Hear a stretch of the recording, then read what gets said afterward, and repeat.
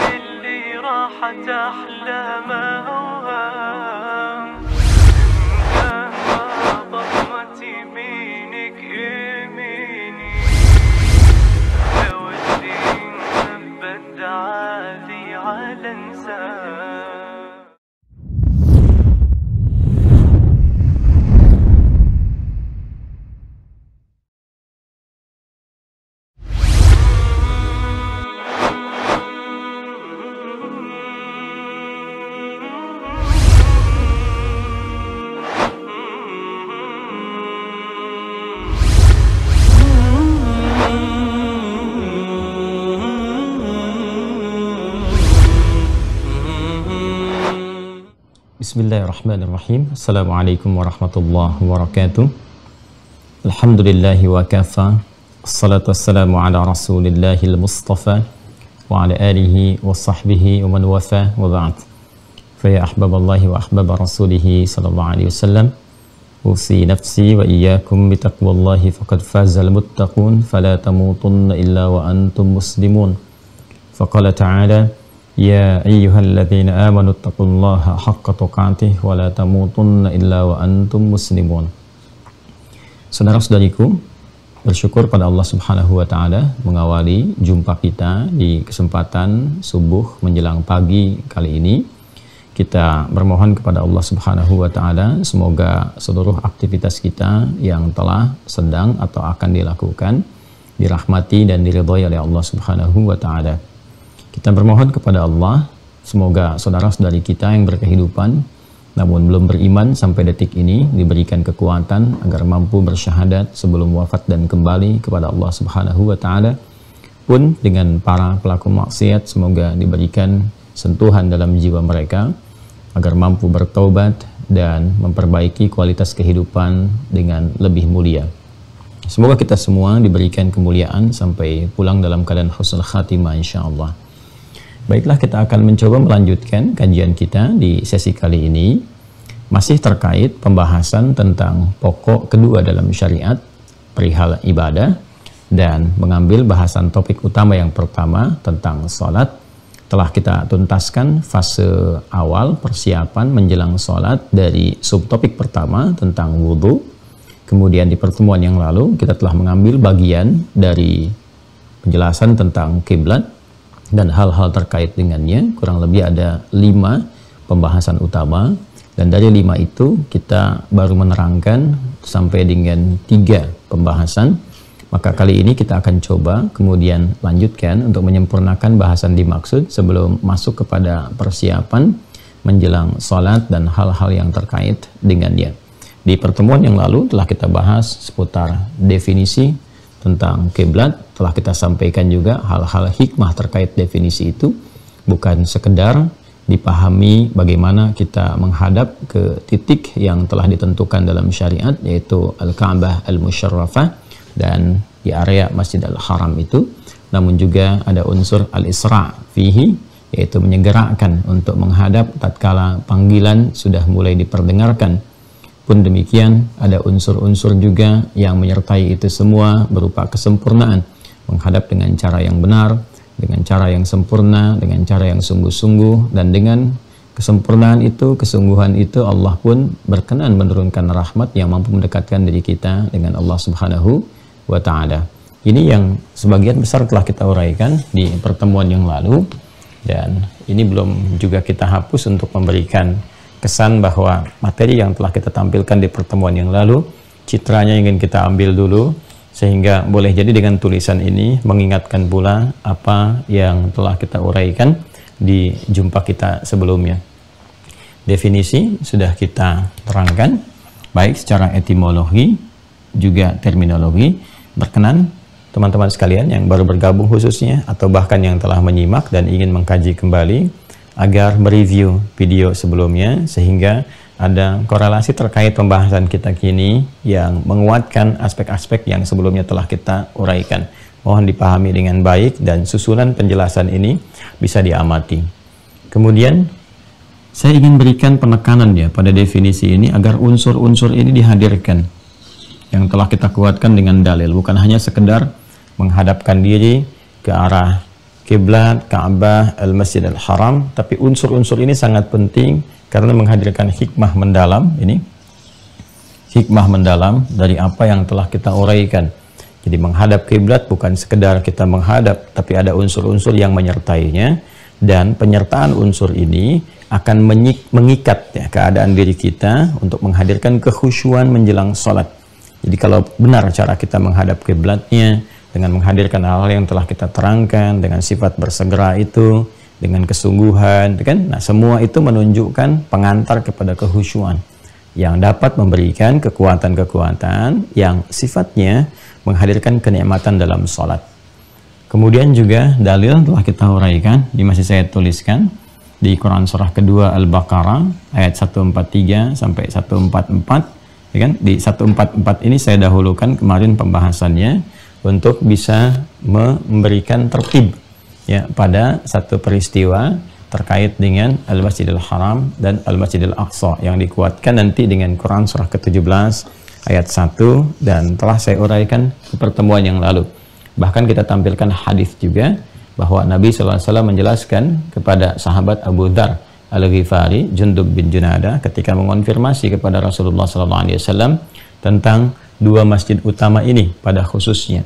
Maka Nabi menerangkan bahwa Masjidil Haram dibangun pertama kali, kemudian Masjidil Aqsa, dan jarak di antara keduanya 40 tahun. Ya, jarak di antara keduanya 40 tahun. Setelah Masjidil Haram, baru Al-Masjidil Aqsa. Itu disebutkan di Sahih Al-Bukhari. Ini masih ada tulisannya. Ya, topik yang ke-60, ya, kitab Ahaditsul Anbiya, kemudian nomor hadis 3366, rawinya sahabat Abu Dzar Al-Ghifari. Kita di pertemuan yang lalu baru berhenti sampai di sini dan kita terangkan juga, ya, masih ingatnya kenapa disebut dengan Al-Masjidil Aqsa? Karena ini berada di ujung, ya, terjauh dari batas di wilayah Jazirah Arab. Dari kota Mekah itu ditempuh ke ujung batasnya yang berada di batas antara Jazirah Arab dengan bagian kekuasaan Romawi. Namun kini daerah ini juga sudah termasuk kepada wilayah-wilayah yang terintegrasikan dengan nilai-nilai keislaman, bahkan berbahasa Arab. Kita dapati Palestina berbahasa Arab, Syria berbahasa Arab, kan? Libanon berbahasa Arab, bahkan batas Palestina pun yang ke arah Mesir, Mesirnya pun berbahasa Arab, ya.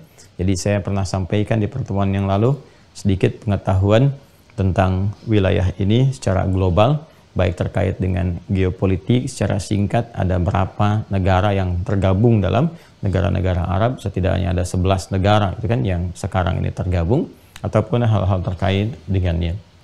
Nah, tersisa pertanyaan bahwa diterangkan di pertemuan yang lalu di awal-awal masa perintah sholat itu diperintahkan oleh Allah Subhanahu wa taala, yaitu pada tahun ke-12 dari misi kerasulan saat usia Nabi sallallahu alaihi wasallam 52 tahun dan 1 tahun menjelang hijrah ke kota Yathrib atau Al-Madinah Al-Munawwarah, itu diturunkanlah kemudian perintah sholat setelah didahului dengan peristiwa Isra dan Mi'raj yang kemarin tuntas saya terangkan. Ditegaskan di Quran surah ke-17 di ayat yang pertama itu. Artinya ada fase 12 bulan menjelang hijrah yang berlangsung kemudian ibadah sholat yang perintahnya dihasilkan secara langsung dari proses Isra Mi'raj yang telah dilalui. Diumumkan oleh Rasulullah SAW. Nah, ini berlangsung selama 12 bulan sampai kemudian juga berhijrah ke Yathrib, kemudian menjadi Al-Madinah Al-Munawwarah, dan disebutkan dalam sejarah pada prosesi ini di awal-awal perintah sholat dikerjakan kemudian, ya, lalu sampai awal hijrah ke kota Yathrib Al-Madinah Al-Munawwarah itu selama 16 sampai dengan 17 bulan. Dari awal perintah itu menghadaplah Nabi SAW dan kaum muslimin kiblatnya ke arah Al-Masjid Al-Aqsa, disertai dengan doa Nabi SAW dalam proses itu agar Allah bersegera mengalihkan kiblat itu arahnya menuju Ka'bah Al-Musyarrafah di wilayah Masjid Al-Haram, dan baru dikabulkan kemudian. Dari masa itu, dari awal diperintahkan sampai dengan awal hijrah itu kurang lebih 16 sampai 17 bulan dengan turunnya Quran surah kedua Al-Baqarah di ayat 144. Ini kemarin telah saya tegaskan sampai ke titik ini. Qad nara taqalluba wajhika fis sama falanuwalliyannaka qiblatan tardaha fawalli wajhaka syatral Masjidil Haram, kan? Nah, ini sangat menarik. Kemudian ditegaskan juga wa haitsu ma kuntum fawallu wujuhakum syatrah. Mulai detik ini kemudian kiblatmu arahkan ke arah Masjidil Haram dari arah manapun engkau. Bukan hanya sekedar dari Al-Madinah Al-Munawwarah, di wilayah manapun. Di luar Jazirah Arab, di seantara bumi dimanapun dia berada, maka arahkan titiknya itu ketika dia ingin menunaikan sholat, arah kiblatnya menunjuk kepada perintah Allah Subhanahu wa taala, arahkan ke titik Al-Masjid Al-Haram. Ada wilayah Ka'bah Al-Musyarrafah di dalamnya. Kita ingin membahas dulu seperti dijanjikan di pertemuan yang lalu, mengapa di awal perintah sholat itu sampai dengan ke awal-awal masa hijrah, kan, perintahnya tidak langsung diarahkan ke arah Al-Masjidil Haram, namun didahului dengan Al-Masjid Al-Aqsa. Para ulama telah memberikan satu penjelasan yang sangat terukur pada persoalan ini. Baik kitab-kitab klasik ataupun yang kontemporer dari penjelasan-penjelasan para mufassir memberikan satu keterangan yang utuh dan juga selain disertai dengan dalil-dalil dari naqli nas Al-Quran, juga disertakan tentang alasan-alasan yang logis diterima ya oleh akal, oleh nalar, sehingga mampu kita mencernanya. Teman-teman sekalian, ada dua hal yang sangat menarik di sini. Yang pertama, nanti keterangan nas langsung dari Al-Quran di Al-Baqarah ayat 143. Baik ya, pelan-pelan. Kita dahulukan nas, ya, naqli dibandingkan akli. Karena nas itu lebih utama. Sumber nas keimanan, sumber akli itu berdasar pengetahuan yang diikat kemudian oleh akal, yang diterima oleh logika.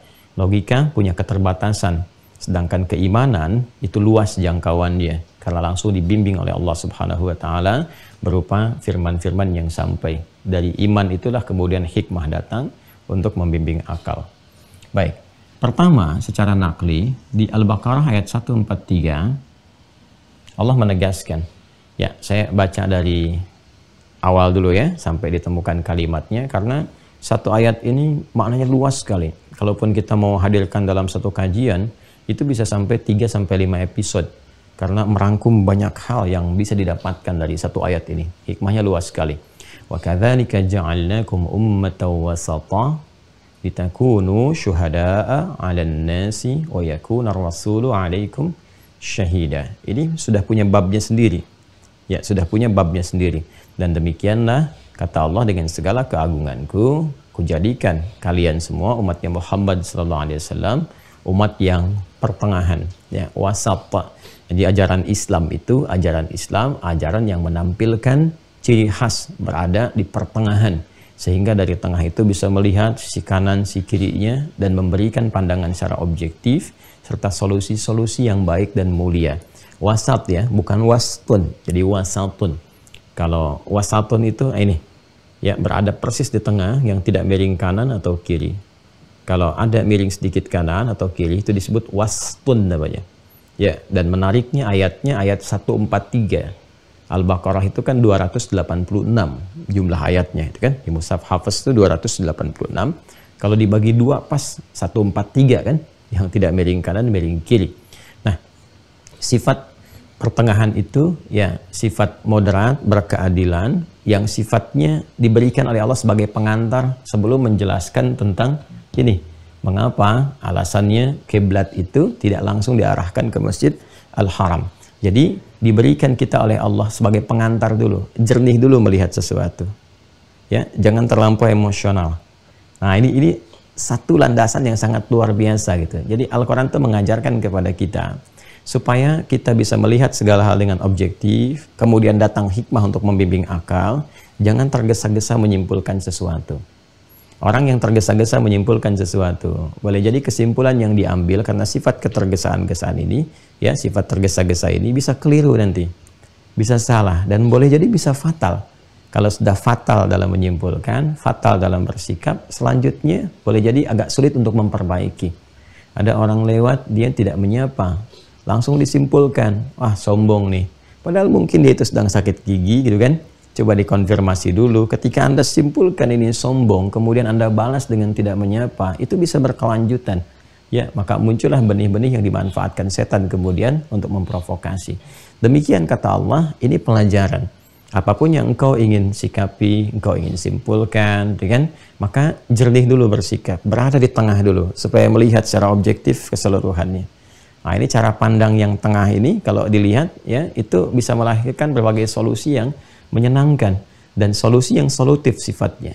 Maka setelah paham, keluar dulu dari sudut pandang yang khusus tertentu, kemudian melihat secara luas. Allah jelaskan, wa ma ja'alna al-qiblata allati kunta 'alaiha illa lina'lama may yattabi'ur rasula mimman yanqalibu ala aqibai.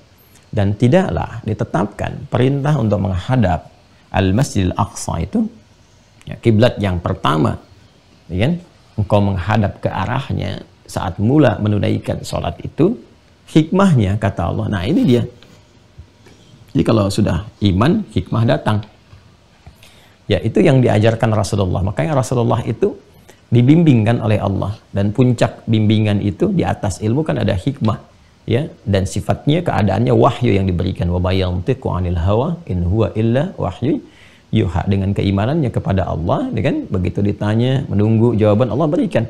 Ya, dari keimanan itu ada pancaran informasi, ada hikmah tertinggi disampaikan, membimbing akal untuk bisa memaknainya. Ya.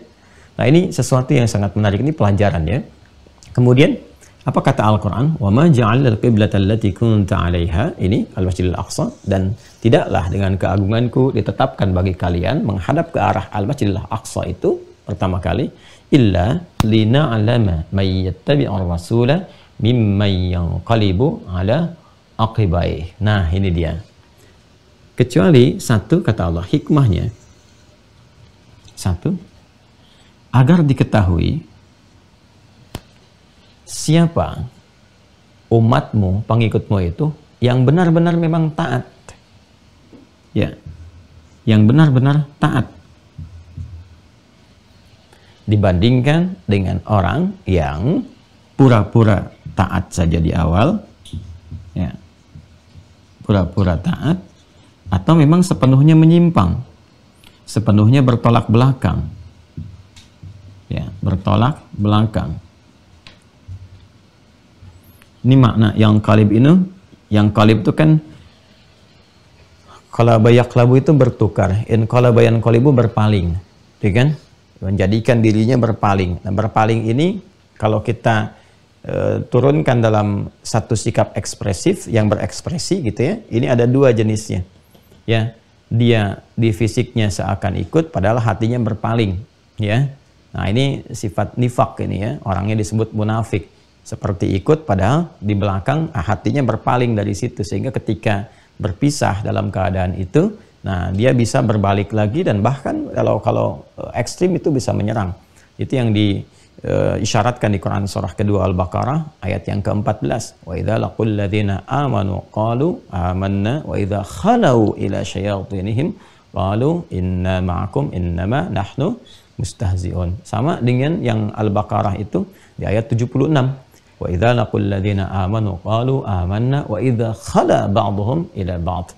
Jadi kalau yang di Al-Baqarah ayat 14 itu bertemu munafik dengan munafik lagi, ya, tapi dari segi provokasinya, yaitu dengan sifat-sifat syaitaniyahnya. Tapi kalau di Al-Baqarah ayat ke-76 itu bertemu dengan golongannya lagi, sesama manusianya. Ya, jadi kalau Al-Baqarah ayat 14 disebutkan sumber nifak itu mengikuti provokasi syaitan, tapi kalau di Al-Baqarah yang ayat 76 sesama komunitas berkumpul.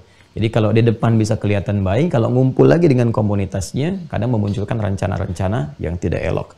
Nah ini teman-teman sekalian, yang qalaba itu, ini kan fase yang terlihat nih. Terlihatnya di dua sisi nanti. Karena ini kan perintah menghadap Masjidil Haram, Masjidil Aqsa itu di awal, berlangsung kan di fase Mekah, ya, dan sekilas di fase Madinah. Ya. Masih ingat ya, Nabi berdoa memohon kan sebelum turunnya Al-Baqarah ayat 144 itu kan selama 16 sampai 17 bulan.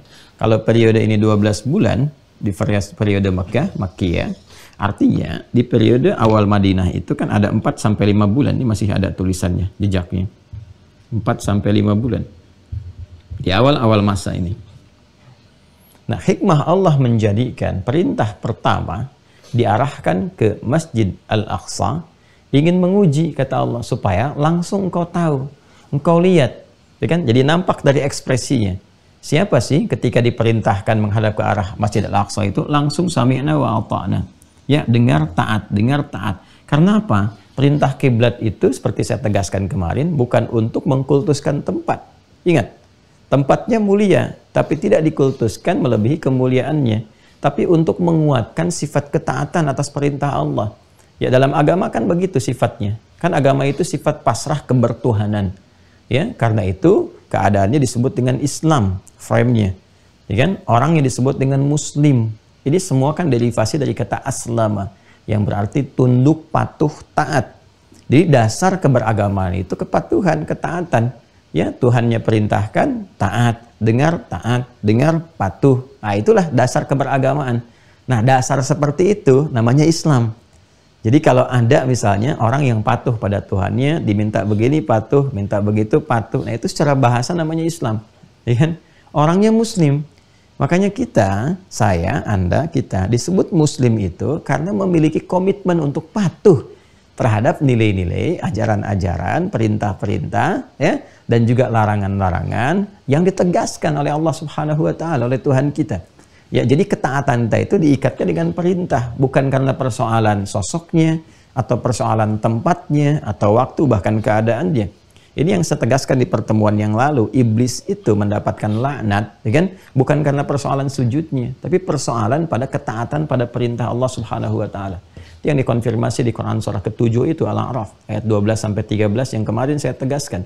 Qala ma mana'aka alla tasjuda idz amartuk. Ya kan? Hei iblis, apa yang mencegah engkau itu untuk hormat kepada Adam ketika aku perintahkan? Jadi yang penting perintahnya, bukan karena hormat sujudnya kepada Adam. Ya kan?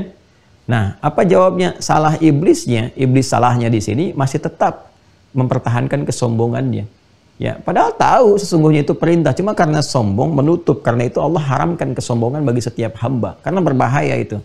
Ya, qala ana khairum minhu khalaqtani min narin wa khalaqtahu min tin. Karena aku lebih hebat ya Allah dibandingkan dengan Adam. Sudah jelas Allah tegaskan bukan karena Adamnya, ini perintah saya. Nah kan, ketika dia mengatakan kau ciptakan aku dari api, kata iblis, kau ciptakan dia dari tanah, statusnya lebih tinggi, murkalah Allah di situ. Karena persoalannya, esensinya bukan karena penghormatan kepada Adam, perintahnya. Nah ini pun terkait dengan persoalan kiblat di awal ke Masjidil Aqsa, kemudian dialihkan ke Masjidil Haram, kata Allah ini untuk menguji. Mayyattabi'ur rasula mimman yanqalibu ala aqibai. Ya, siapa yang mampu taat? Yang menaati Rasul itu siapa? Atas perintah Allah. Jadi kiblat itu ujian ketaatan. Ya. Bukan pada konteks pengkultusan, apalagi penyembahan. Itu yang keliru. Jadi kita luruskan, kalau ada sementara orang memandang salah persepsi, diduga menghadap kiblat itu ya sebagai Ka'bahnya itu disembah, bukan. Itu keliru, ya, totally wrong, seperti yang saya sampaikan di pertemuan yang lalu. Yang dimaksudkan adalah ini ujian perintah atas ketaatan kita kepada Allah Subhanahu wa Ta'ala. Nah, untuk diketahui siapa yang menaati Rasulullah, mengikutinya, sami'na wa ata'na, kami dengar, kami taati, mimman yanqalibu ala aqibai, dibandingkan dengan orang yang mungkin kelihatan pura-pura taat padahal dia menyimpang, atau sama sekali memang bertolak belakang. Nah, ini menarik nih. Ini kata mimman yanqalibu ala aqibai sekaligus mencakup, teman-teman sekalian, dua fase ini. Periode Makkiyah dan periode ba'dal hijrah, kan? Di awal-awal masa di Al-Madinah Al-Munawwarah. Ini sangat menarik. Ini dirinci oleh beberapa mufassir, dari yang klasik sampai yang kontemporer. Kalau kita kumpulkan banyak sekali beberapanya. Bahkan yang beberapa tafsir yang ditulis di kondisi-kondisi tertentu pun itu juga tidak jauh dari pakem ini, bahkan lebih merinci, seperti Said Qutb menulis tafsir fi Dhilalil Quran itu ya saat berada di balik penjara itu. Nah, itu juga menjelaskan yang menjangkau nilai-nilai logika ya yang memiliki kesamaan dengan tafsir-tafsir yang lain. Artinya nggak ada perbedaan pendapat di sini ya dalam berbagai hal. Nah, saya ingin katakan teman-teman sekalian, pertama para ulama menjelaskan situasi di Mekah di awal masa risalah, apalagi sudah sampai ke periode ini 12 tahun sebelum hijrah. Hal yang mendorong Nabi itu diperintahkan oleh Allah untuk hijrah, kan? Ya, di antara sebabnya yang menjadi ketetapan untuk berhijrah atas izin Allah Subhanahu wa Ta'ala, itu kondisi Mekah yang sangat tidak kondusif. Yang di antara ketidakkondusifan itu juga terkait dengan keadaan Ka'bah pada masa itu. Jadi orang-orang kafir Quraisy pada masa itu sudah memonopoli Ka'bah itu sebagai bagian dari pusat penyembahan mereka. Ya, bahkan menjadikan Ka'bah itu dipenuhi dengan patung-patung. Ya, ada sejarah yang mencatat kurang lebih 360 patung dengan patung terbesarnya Hubal dan lain-lain sebagainya, itu kan.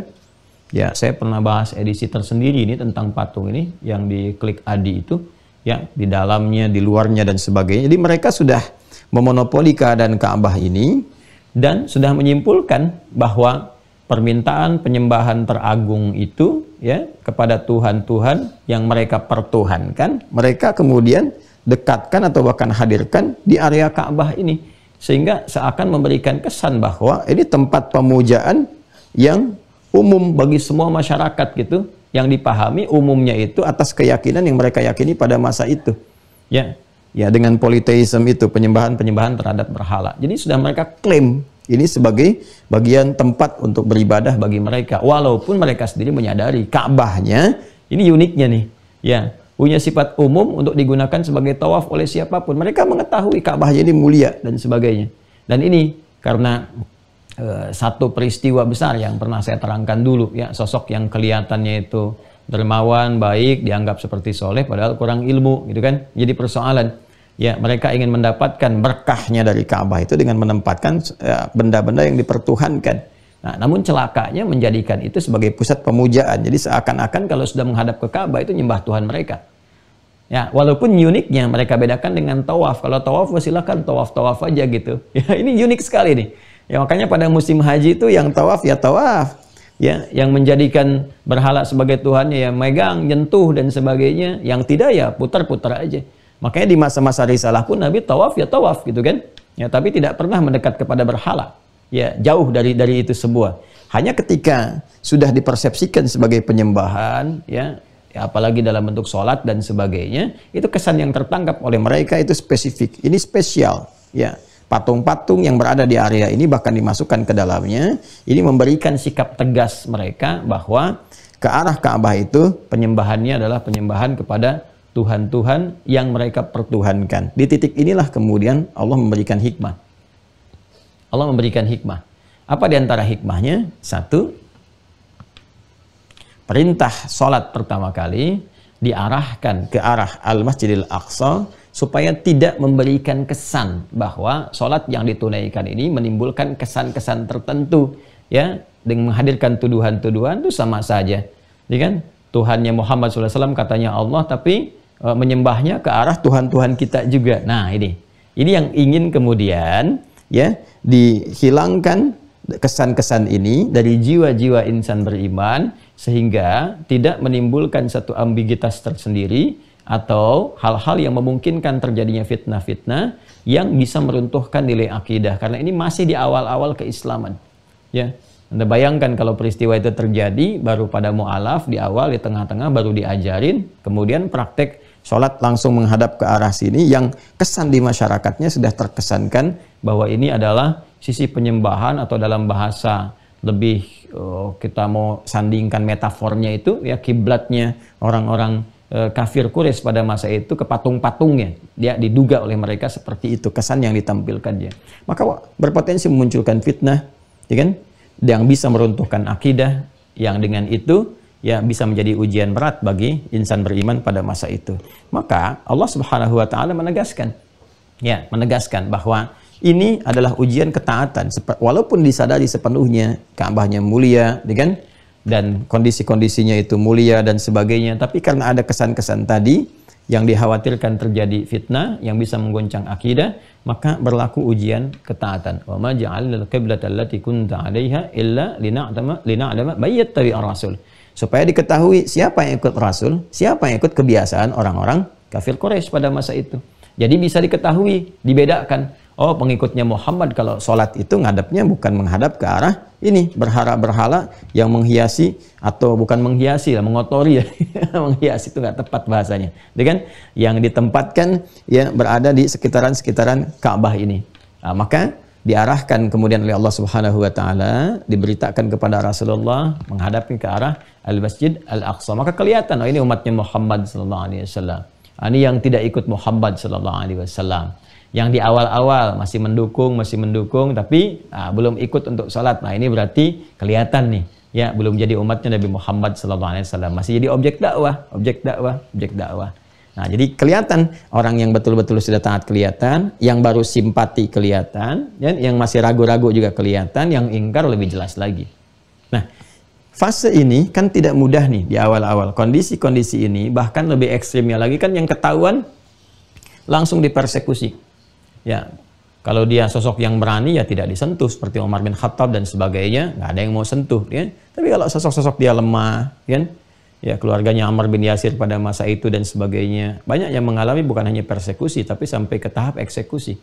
Yaitu yang menyebabkan di awal periode itu ada yang diperintahkan hijrah ke Habasyah, ke Ethiopia dan seterusnya, gitu kan? Nah, untuk menghindari eskalasi-eskalasi tinggi ini yang melahirkan tekanan-tekanan yang bahkan bisa membahayakan bagi jiwa. Ini tahap 1. Tahap 2, ketika sampai ke sini, ke Yathrib, ke Al-Madinah, Al-Munawwarah, kan sudah tidak mendapatkan kesan ini lagi. Kesan ini udah nggak ada. Ya, orang-orang Mekah kan tetap di Mekah dengan persepsinya. Ya kan? Kalau yang di Madinah, ini di Yathrib, yang kemudian menjadi Al-Madinah, Al-Munawwarah, ya secara sosiologis tidak sama pandangan-pandangan mereka, cita-cita yang ada mereka dengan masyarakat ini, masyarakat yang ada di Mekah. Ya kan? Jaraknya sudah 400 kilo sendiri, ya, sudah punya persepsi sendiri dan sebagainya. Walaupun sebagian mereka ini kan sudah heterogen di sini, ya. Yahudi ada, Nasrani ada, kemudian juga yang politeisme juga ada, yang biasa ziarah ke Mekah juga sudah ada, tapi situasinya ya lebih heterogen di sini. Sedangkan ini kan umumnya terpusat ya ke arah keyakinan orang-orang Quraisy pada masa itu.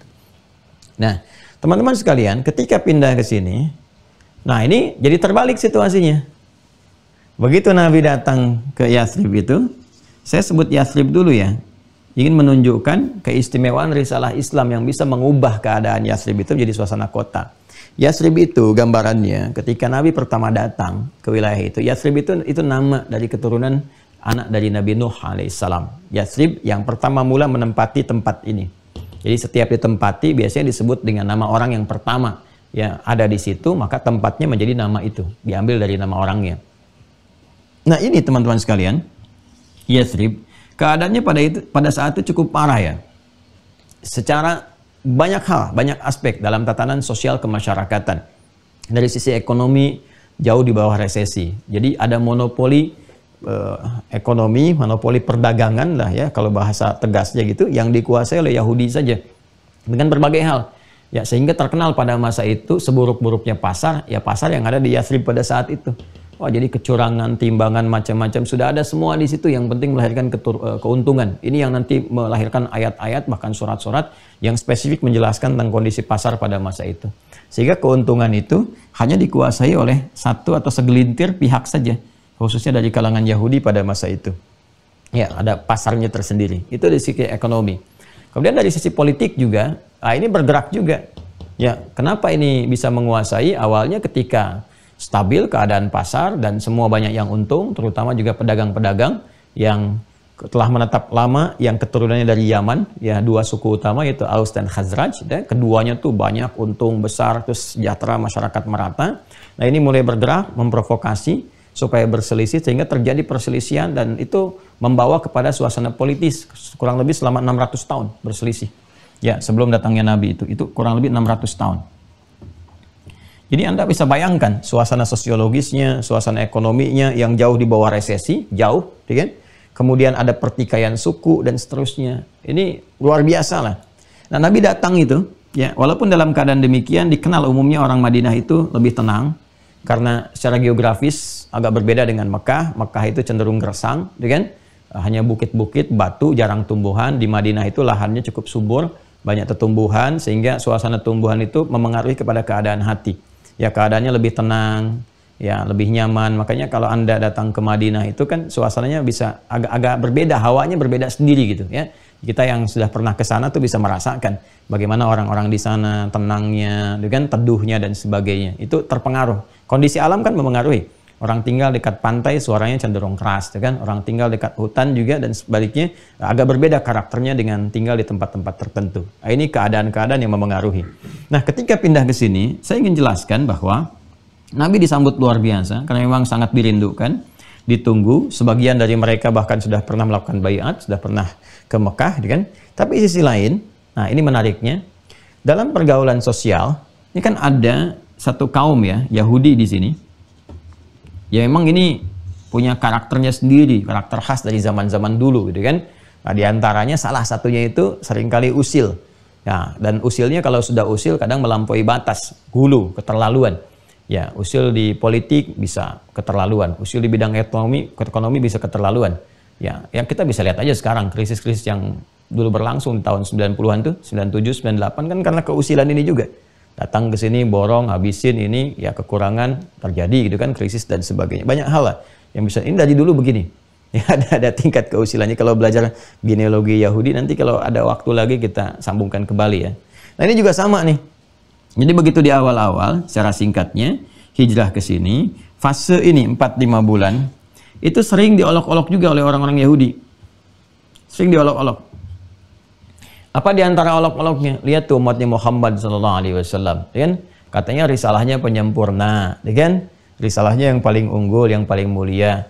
Kiblatnya kok masih ikut-ikutan kiblatnya kita ke Masjid Al-Aqsa yang ada Haikal Sulaiman di dalamnya, ya di areanya. Nah, jadi itu selalu diolok-olok demikian. Sama dengan kasusnya puasa juga. Ya, katanya umatnya mulia, kok puasanya ikut-ikutan Asyura katanya kan? Kan Nabi memerintahkan untuk menghargai apa yang telah ada, namun tidak bertentangan dengan syariat Islam. Kan begitu datang ke Yathrib pertama kali ditanya, ya kan?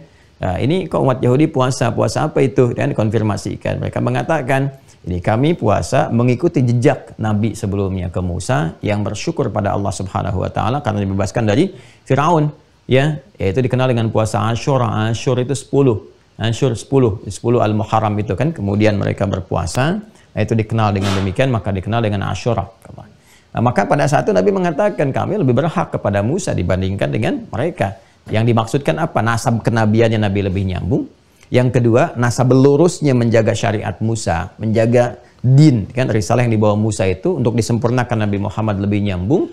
Maka kemudian Nabi memerintahkan pada para sahabat, ya kalian puasa. Karena ini pertama tidak bertentangan dengan syariat, nilai puasa itu. Ya, tidak bertentangan dengan syariat. Ini yang paling pokok nih. Ya.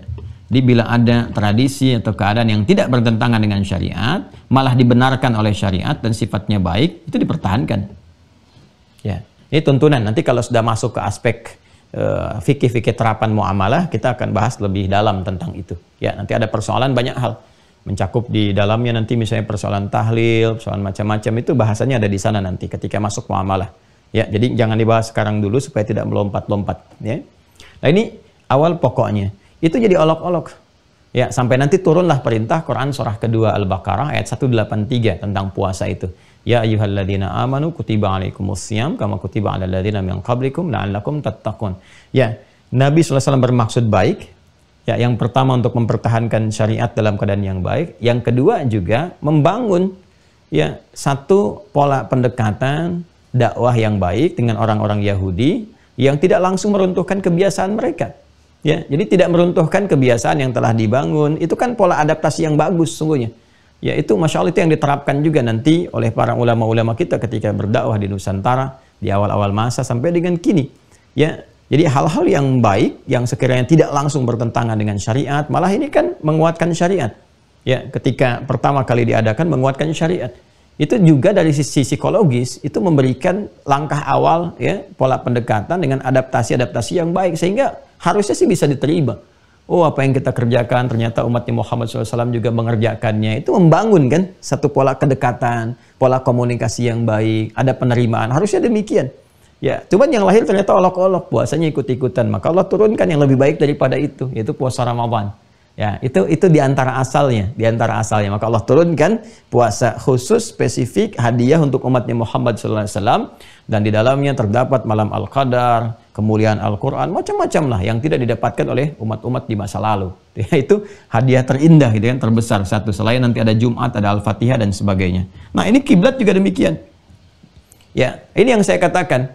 Di awal datang Nabi Muhammad kan banyak ya yang menyambut ya, seperti Abdullah bin Ubay bin Salul juga langsung memaksa dirinya masuk Islam. Ya, masuk Islam dan sebagainya. Menampakkan mereka itu respect kepada Nabi Muhammad SAW dan sebagainya, diterima dan seterusnya. Tapi ketika menjalankan syariat, di belakang ngolok-ngolok. Nah, ini yang saya katakan pura-pura taat. Nih. Ada yang memang bertolak belakang sepenuhnya. Ini umumnya menjangkau fase Mekah sebelum hijrah. Ya, untuk menunjukkan yang berbeda dengan Nabi Muhammad, itu yang masih menghadap ke arah berhala-berhala di sekitaran Ka'bah. bukan menghadap Ka'bah ya. Ya, menghadapnya ke arah berhala-berhala itu. Ya, maka bertolak belakang. Umat Nabi Muhammad itu bertolak belakang dengan itu semua. Ya kan? Maka diuji oleh Allah untuk menghadap ke arah Masjid Al-Aqsa untuk menunjukkan perbedaan antara umat Nabi Muhammad dengan orang-orang yang menyembah ya kepada patung-patung yang dipertuhankan. Sedangkan di titik ini di Al-Madinah Al-Munawwarah situasi ini berbeda, nggak ada nih. Yang ada itu ini yang pura-pura. Yang pura-pura taat, pura-pura respect, pura-pura baik, tapi di belakang mengolok-olok. Nah, itu nanti banyak sekali. Ya, innama nahnu mustahzi'un, kan yang di Al-Baqarah ayat 15 sampai 16 itu. Ya. Jadi mereka ya sudah kalau bertemu dengan teman-teman yang mengatakan Muhammad cuma ikut-ikutan aja. Ya, Muhammad nggak punya ini, Muhammad nggak itu. Macam-macam lah mereka kumpulkan. Dan mereka mengatakan kalau kami ketemu dengan umatnya Muhammad atau di hadapan Muhammad SAW sendiri, kita cuma bercanda aja, ngolok-ngolok aja. Nah ini pura-puraan. Ya, maka setelah situasi itu, Nabi kan dalam fase-fase demikian berdoa kepada Allah untuk diberikan solusi, ya kan? Minta untuk menghadap ke sini, ke arah Masjid Al-Haram, ke arah Masjid Al-Haram yang ada Ka'bah di dalam. Karena memang situasinya sudah berbeda. Ya, tidak sama dengan yang di sini. Ya, jadi kalaupun menghadap ke arah Masjid Al-Haram, itu akan lebih positif. Ya, kenapa? Karena kesan yang dibangun ya seperti orang-orang Quraisy yang ada di sini sudah tidak ada. Ya, sudah tidak ada. Yang dimaksudkan menghadap ke arah Ka'bahnya, bukan ke patung-patung ini. Kesan yang ditampilkannya sudah beda. Kalau yang di sini jelas melihat. Kalau ada sholat menghadapnya ke sini jadi persoalan. Orang akan melihat tuh kok menghadapnya ke patung dan seterusnya, ya kan? Nah, ini kan belum clear di sini, belum cair situasinya. Tapi ketika pindah jauh, nah persepsinya bisa dibangun. Ya, kami Ka'bahnya, seperti kita tawaf, arahnya Ka'bahnya, bukan patung-patung itu dan sebagainya. Dan nggak bisa disoal dari sini. Ya, karena persepsi yang dibangun itu berbeda. Maka ketika sikap kepura-puraan Yahudi, olok-olok mereka semakin tinggi dan sebagainya, maka Allah Subhanahu wa taala menurunkan tadi ayat yang ini, ya, Quran surah kedua ayat 144 mengatakan qad nara taqalluba wajhika fis sama falanwalliyannaka qiblatan tardaha fawalli wajhaka syatral Masjidil Haram. Maka mulai saat ini hadapkan arahmu itu ke arah Masjid Al-Haram, ke sini. Dan hikmahnya apa? Wa ma ja'alna al-qiblata allati kunta 'alaiha illa lina'lama may yattabi'ur rasula mimman yanqalibu 'ala aqibai. Dan Muhammad sallallahu alaihi wasallam, dengan saya infokan kepadamu, saya tegaskan, sampaikan kepada umatmu hikmah dibalik, kan? Perintah menghadap ke arah Masjid Al-Aqsa ini sebetulnya untuk melihat dan memetakan kondisi umatmu itu. Supaya kamu tahu kondisi umatmu. Nih, di Mekah ini kelihatan yang bertolak belakang. Di sini, di Yathrib, ada yang pura-pura. Yang kalau nggak diperintahkan begini, nggak nampak kepura-puraannya. Kamu nggak tahu sifat nifak mereka. Allah Maha tahu isi hati mereka. Cuma kalau diinfokan oleh Allah langsung kan, infokan langsung mereka munafik-munafik. Nabi tahu. Tapi bagi orang-orang yang bukan Nabi, nggak ada pembuktian langsung. Bisa diduga sebagai fitnah. Maka ditampakkan lewat sebuah hikmah pada peristiwa supaya nampak langsung. Kelihatanlah di lisannya cerita. Kelihatanlah ekspresi tubuhnya. Bagaimana kemudian mereka bersikap dan sebagainya. Makanya bahasa Al-Quran di surah Ali Imran itu kadang-kadang apa yang disimpan dalam hati itu lebih berbahaya dibandingkan dengan sekedar yang diucapkan di lisan. Karena munafik itu berbahayanya di hati, penyakit nifaknya. Ya, karena itu nifak kalau sudah kemanapun, yang sudah pernah saya bahas dulu kan, dimanapun, bukan hanya di aspek keagamaan. Ya, di aspek kehidupan kita pun secara sosial, secara politik, secara ekonomi, secara budaya, itu kalau sudah ada penyakit nifak itu sangat berbahaya. Sangat berbahaya. Dan apa yang ditampakkan di lisannya lewat pembicaraan itu baru kecil dari apa yang tersimpan dalam jiwa. Itu yang harus diobati. Nah ini kata Allah, kalau nggak ditampakkan itu, ya, kalau nggak ditampakkan perintah ini menghadap ke sini dulu, ke Masjidil Aqsa, nggak akan kelihatan yang seperti ini. Nah karena kelihatannya itu kamu sekarang paham. Oh ini penyakitnya ini penyakitnya ini. Cara mengobatinya dibimbing oleh Allah. Begini, begini, begini. Itulah indahnya. Ya, jadi tetap persoalan kiblat itu persoalan ketaatan. Di sini. Puncaknya itu di sini. Jadi yang tadi saya sampaikan, kemanapun Allah perintahkan, bagi kita nggak ada masalah. Menghadap ke sini, hadap ke situ. Hadap ke sini, hadap ke situ. Karena Allah pemilik semua arah, terserah Allah. Yang paling penting ketaatannya. Itu yang ditegaskan kan? Fa'ina ma tuwallu fathamma wajhullah. Walillahil masyriqu wal maghrib. Ya kan? Di Quran surah kedua Al-Baqarah ayat 115 itu. Walillahil masyriqu wal maghrib, ya kan? Dan milik Allah semua arah itu, mau di timur, mau di barat, kan? Dan kemanapun kau menghadap, Allah mengetahui, Allah menemukanmu. Makanya fathamma wajhu, pakai dhammah di situ ya. Jadi kan failnya Allah, bukan fathamma wajh Allah, tapi fathamma wajhullah. Allah pemilik semuanya, ya, dan pemilik semua arah dan menetapkan, dan ujiannya bukan pada arahnya, pada ketaatan, ya, pada perintahnya. Nah, ini yang ingin saya tegaskan teman-teman sekalian, ini hikmahnya. Jadi kalau Anda bertanya, mengapa kemudian kiblat pertamanya diarahkan ke Masjidil Aqsa, bukan langsung ke arah Al-Masjidil Haram, maka dijawab kemudian dengan pendekatan wahyu yang langsung Allah turunkan. Alasannya satu adalah sebagai ujian ketaatan untuk memetakkan kondisi umat pada masa itu, sehingga langkah-langkah dakwah bisa diketahui kan, secara proporsional untuk mengobati hal-hal yang ada pada diri umat pada masa itu, baik umat yang ada di Mekah ataupun umat yang ada di Yathrib. Ketika bimbingan wahyu itu diturunkan, dipraktekkan dalam kehidupan, maka Masya Allah, dari awal dijelaskan itu, nampak itu tanda-tanda penyakit dan sebagainya, turun bimbingan wahyu untuk mengobati. Ya. Sehingga apa yang terjadi? Di bidang ekonomi stabil, karena Nabi kemudian dibimbing oleh Allah kan, untuk membuat suasana pasar baru yang lebih terbuka, kan, dengan kejujuran dan sebagainya, sehingga pasar-pasar yang dimonopoli oleh Yahudi ini sudah, ya, lama-lama jadi nggak laku, kemudian ikut ke sini, dan sistemnya kemudian jadi menyebar keseluruhan, jadi merata, kesejahteraan yang merata, keadilan sosial bagi seluruh rakyat Madinah pada saat itu, ya. Nah, ini gambarannya. Kemudian yang terpecah belah itu, Aus dan Khazraj, dipersaudarakan, dibimbing, ya, melalui wahyu kepada Nabi Muhammad, maka terjadilah persatuan Madinah pada saat itu, ya. Jadi semuanya nyaman sekali, dan adab itu tercipta. Ya, suasana kehidupan kemanusiaannya penuh dengan adab, penghormatan, kemuliaan, memuliakan satu dengan yang lainnya, karena bimbingan langsung dibimbing. Ya, adabani rabbi fa ahsana ta'dibi. Allah membimbing saya, kata Nabi, maka menyempurnakan itu semua. Dan kemudian ditebarkan aura kesempurnaannya kepada masyarakat pada saat itu, sehingga menciptakan kemanusiaan yang beradab, ya kan? Dan semua dibimbingnya tadi oleh hikmah. Ya, oleh hikmah.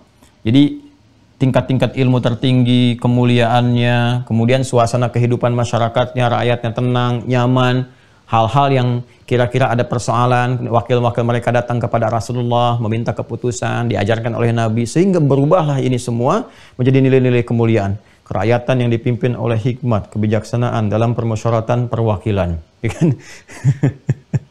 Apa yang terjadi setelah itu? Dari Yathrib jadi Madinah, jadi suasana kota yang menampilkan cahaya, inspirasi, kemuliaan. Jadi orang tuh kalau bertanya di mana ada pasar yang bagus, Madinah. Yang tadinya ekonominya jelek jadi bagus. Di mana ada orang-orang yang jujur, Madinah. Di mana ada orang-orang yang tawadhu, Madinah. Ya, jadi mulai mendasarkan kepada keesaan Allah Subhanahu wa taala, ketuhanan yang Maha Esa, itu kan? Qul huwallahu ahad, tercipta kemudian kemanusiaan yang adil dan beradab, ya, persatuan kemudian Madinah pada saat itu, kerakyatan dipimpin oleh hikmat, kebijaksanaan dalam permusyawaratan perwakilan, dan keadilan sosial bagi seluruh penduduk Madinah pada saat itu. Nah, itulah yang tercipta lewat Piagam Madinah namanya. Piagam Madinah. Dan ini sempat ingin diadopsi saat awal-awal kemerdekaan dengan Piagam Jakarta itu. Lantas disepakati jadi konsensus kemudian dengan Undang-Undang Dasar yang melahirkan Pancasila. Spiritnya ke sini. Nah, makanya persepsi kita bagi umat Islam di Indonesia, ya, Pancasila itu tafsirnya apa? Tafsirnya dengan yang pasal 29 ayat 2 itu. Negara menjamin kemerdekaan tiap-tiap penduduk untuk memeluk agamanya masing-masing dan beribadah menurut agama dan kepercayaannya itu. Makanya sekarang kita ngaji, perdalam agama kita. Ya, dijamin oleh undang-undang, kemudian terapkan nilai-nilai beragama itu dalam kehidupan, dan pasti insya Allah akan baik, negara terbantu, rakyatnya makmur dan sebagainya, karena prakteknya sudah ada. Dan ini semua dibuat babnya tersendiri. Ya, wahyunya masih ada sampai kehidupan berakhir Al-Quran.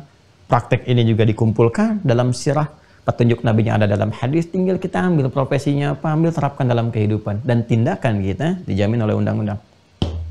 Maaf ya, sedikit kita pendalaman.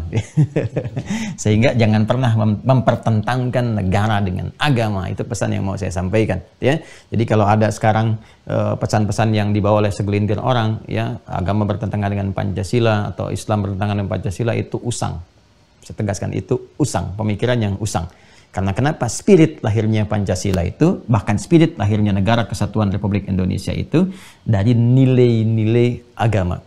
ya, dari teriakan takbir Allahu Akbar, kemudian masuk dengan rahmat dan berkah Allah di undang-undang atas berkat rahmat Allah yang Maha Kuasa, dan dengan didorongkan oleh keinginan luhur masuk di situ. Di Pancasila juga ada ketuhanan yang Maha Esa. Di pembuka undang-undang yang turunan dasarnya di pasal 29 ayat 1, negara berdasar atas ketuhanan yang Maha Esa, ayat 2-nya jelas menjamin. Jadi saatnya sekarang kita membangun harmoni, ya, menghormati di titik perbedaan, bersama-sama membangun bangsa bagi umat Islam, perdalam agama, luaskan wawasan, dan nanti sisi positifnya, semua aura kebaikan yang didapatkan dari pendalaman nilai keislaman itu akan terpancar menuju kemuliaan-kemuliaan yang dirasakan manfaatnya dalam kehidupan berbangsa dan bernegara. Ya, yuk ke sini. Apa hubungan dengan kiblat? Kita hubungkan lagi. Tadi sedikit pencerahan dulu ya. Baik. Yuk sekarang kita kembalikan. Ini sudah paham definisi sudah. Dalil sudah. Sejarah sudah. Hikmah juga sudah terjawab tadi sebagian. Jadi kita mengerti sekarang kenapa menghadap ke arah Masjidil Haram, sebelumnya Masjidil Aqsa, dan nanti peristiwanya terjadi ketika Nabi sedang menunaikan salat yang sekarang di Masjid Qiblatain itu, ya. Sedang dijamu, ya, ada riwayat mengatakan sedang zuhur itu makan siang, ada riwayat mengatakan yang malam salat Isya dan sebagainya, itu macam-macam lah, tapi semua riwayat itu terhubung pada satu kesimpulan yang sama, bahwa pada saat itu turunlah kemudian Al-Baqarah ayat 144 yang memerintahkan mengarah ke arah Masjid Al-Haram. Ini menegaskan dua hal sekaligus. Satu, prinsip kiblat bangunannya adalah ketaatan. Ini ya, ingat ya. Bukan pengkultusan terhadap satu tempat dan seterusnya. Ingat, ini jawaban yang harus dipahami kuat, karena nanti dalam sekarang pertarungan pemikiran, ya, ada nanti unsur-unsur pemikiran yang memang mencoba menampilkan goyangan akidah dengan sisi ini yang dimaksudkan. Ya, saya tahun 2004 saat saya di Jakarta itu ada adik kelas saya masuk ke salah satu kampus Islam, ya, kemudian ada di Fakultas Kedokteran. Ya, ini menariknya begini, ini Fakultas Kedokteran kok ada pembelajaran, ya, pluralisme agama. Salah satu materinya itu. Ya, Anda bisa bayangkan tuh orang Islam semua, tapi yang ngajar dari ada non-muslim dan tokoh-tokoh non-muslimnya. Ya, di keyakinan ini, keyakinan itu, dan salah satu yang dikonsultasikan kepada saya pada saat itu adalah apa? Ya, dia mengatakan, ada dosen saya berkata semua sama katanya. Ya, orang Islam juga menyembah pebatu juga. Ya, dan dia katakan ketika ditolak bukan, itu kan? Itu Ka'bah itu dia katakan, dia persepsikan Ka'bah itu adalah objek sesembahan. Ya, objek sesembahan. Jadi dia duga bahwa orang Islam itu nyembah Ka'bah. Nah, itu menjawabnya bagaimana? Nah, ini yang kita tadi sampaikan.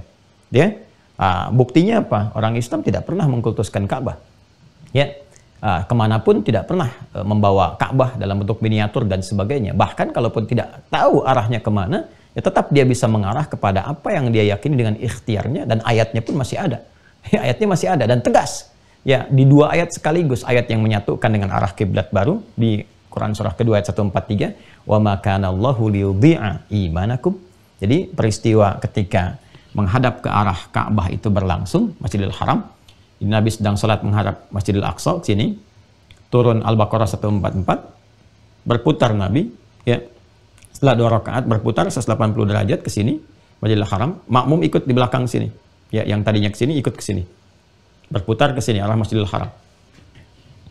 Begitu kembali Nabi ke Al-Madinah Al-Munawwarah yang sekarang di sekitaran Masjid Nabawi itu, ya.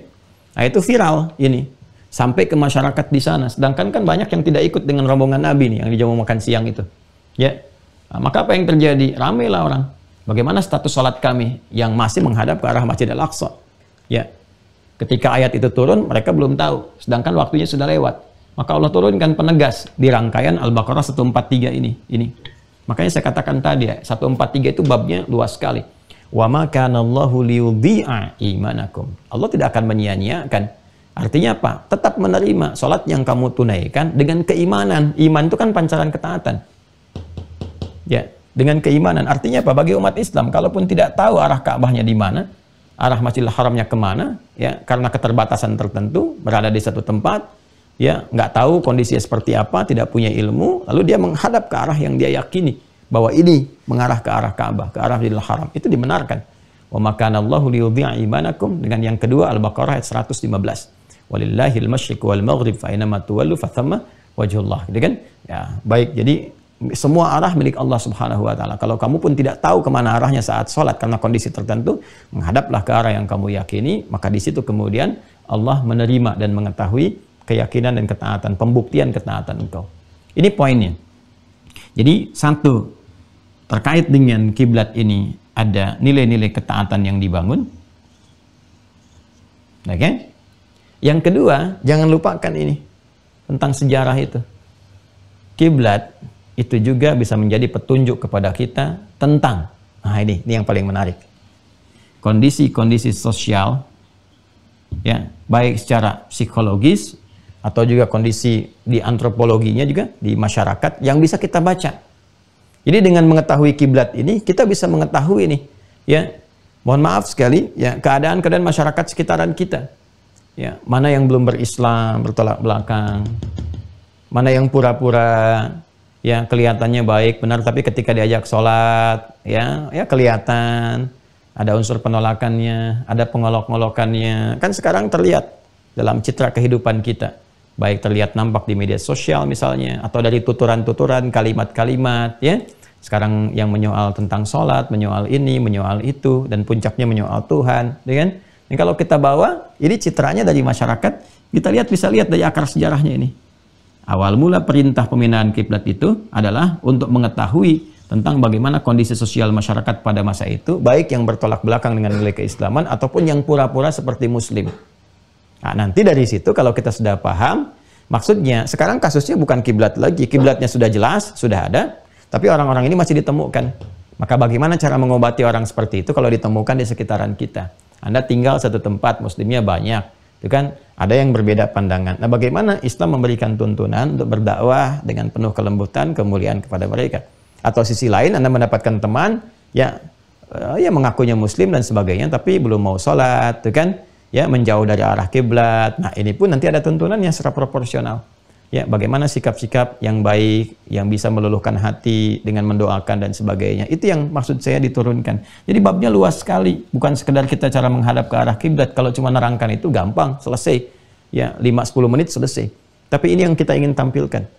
Ya, ini mahal sekali. Karena jarang sekali dibahas. Ini mahal. Mahal sekali. Ya, jadi tuntunan di luar ini yang menyertai tentang aspek pengalihan kiblat. Itu yang sebetulnya penting kita tangkap hikmahnya di balik peristiwa pemahaman tentang kiblat ini. Ya, termasuk anak-anak di keluarga. Coba lihat, kan, apakah ada yang malas-malasan sholatnya? Ini kan kiblat ini persoalan tentang sholat, tentang ketaatan. Ya, coba di rumah itu Bapak Ibu lihat ada berapa orang jumlah anggota keluarga di rumah. Dilihat dari porsi ketaatannya kepada Allah. Karena prinsip kiblat pertama itu ujian ketaatan. Ya, Anda mungkin bisa lihat si kakak, oh ini bagus, setiap waktu sholat dia sudah siap-siap. Yang ini, yang adiknya, wah ini harus nunggu qomat, nungguin. Nah, ini bagaimana cara menyikapinya? Ya, bahkan boleh jadi nanti ada yang terpengaruh oleh lingkungan. Ya, Anda tidak tahu bahwa sekarang dia sudah meninggalkan sholat misalnya, bahkan sedang terfikir meninggalkan Islam dan sebagainya. Ini hal-hal yang seperti ini yang muncul di masa-masa lalu. Ya, sebagai provokasi-provokasi lingkungan yang mencoba untuk meruntuhkan akidah. Nah, ini penanganannya ada sendiri. Nanti ada babnya sendiri. Ada babnya sendiri. Ya. Baik, ini sudah saya tuntaskan. Nanti saat masuk kepada muamalah, ini nanti kita akan kaji kembali. Ya, sebagai implementasi dari ibadah. Makanya di Islam itu semuanya terkoneksi. Nggak ada yang terputus, nyambung semua. Dampak dari sini nanti ke muamalah. Dan muamalah obatnya dengan akhlak. Gitu ya. Nah, jadi ini sudah kita bahas, definisi sudah, dalil sudah, sejarah sudah. Kemudian kita masuk terakhir kepada ini, cara menghadap ke arah kiblatnya.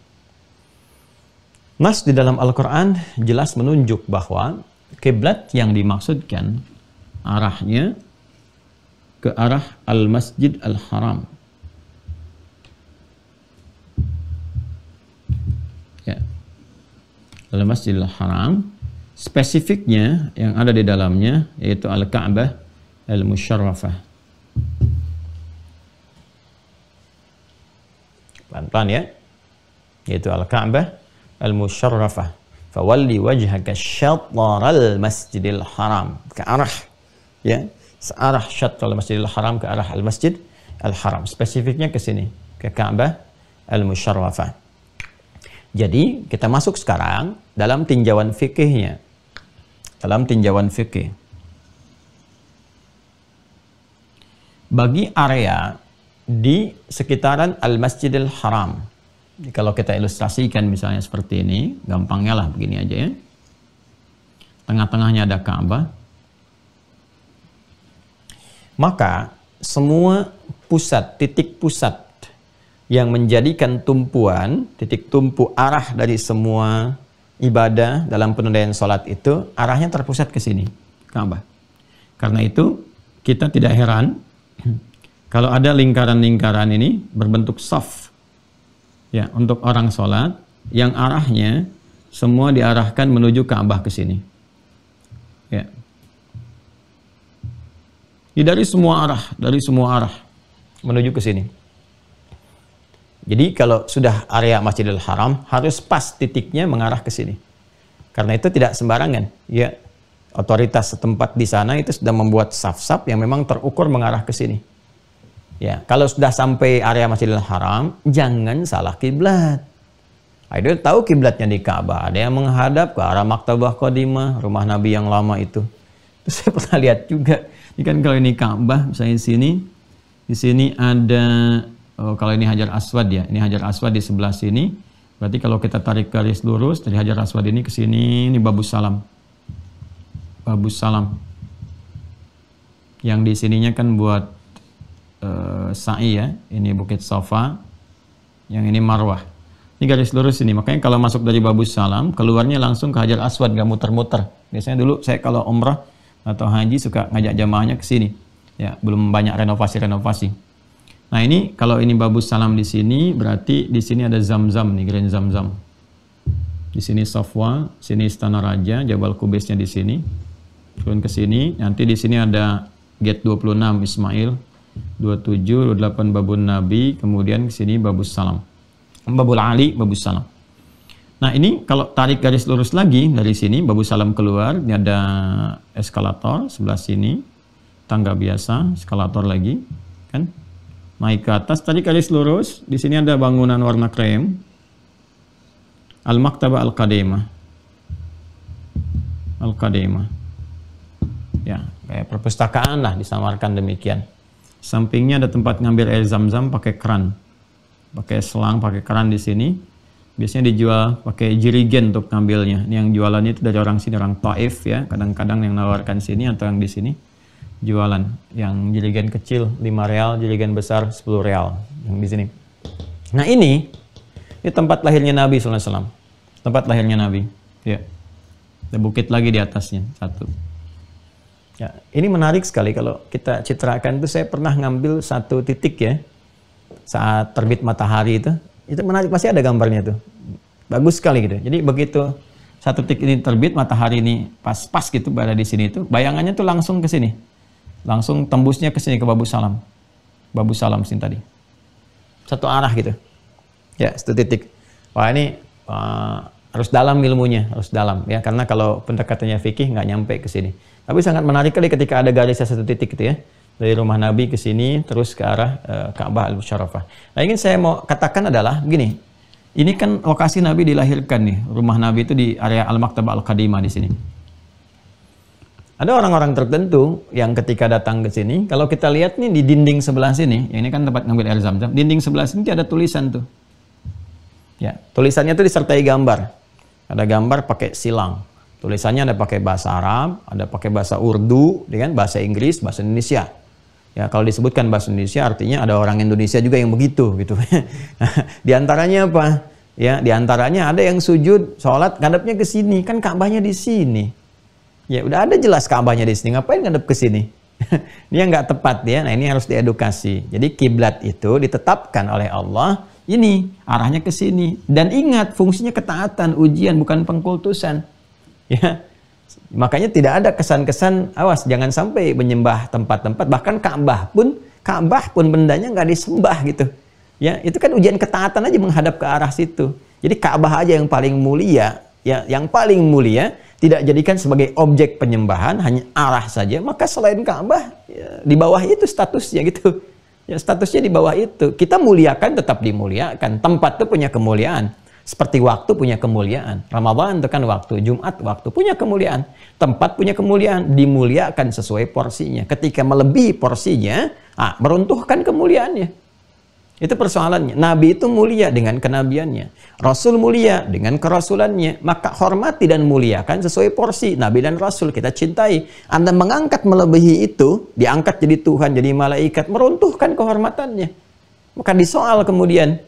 Ya, maka jangan sampai kita meruntuhkan kehormatan Nabi dan Rasul melebihi porsi yang telah Allah tetapkan kepadanya. Ya, tapi juga jangan sampai semena-mena, ya, sampai menganggap biasa dan tidak, itu istimewa, gitu kan, memuliakan sesuai dengan porsinya. Nah, ini yang mau saya katakan.